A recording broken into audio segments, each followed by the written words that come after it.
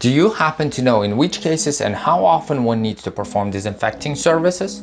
If a sick person lives in a room, wet cleaning must be carried out daily and complete disinfection immediately after each service. Workplaces, offices, grocery stores, and restaurants need to be disinfected as often as possible due to higher traffic and increased cross-contamination chances. It's also critical to protect our most vulnerable, children and elderly. Therefore, frequent disinfecting services recommended in childcare centers and nursing homes. In hotels, it is highly recommended to disinfect rooms after each customer. The same goes for massage, parlors, and hair salons. Warehouses, on the other hand, may require lesser disinfection services as they usually are a lot less crowded. Regardless of the type of the facility, proper disinfection is critical. For the best results, use bactericidal chemicals along with bacteriostatics. While applying these chemicals, it's important to use just the right amount of droplets. If the surface dries out too quickly, the disinfectant may not have enough time to do its work. Yet it may damage furniture, equipment, and electronics if kept unattended for a longer period of time.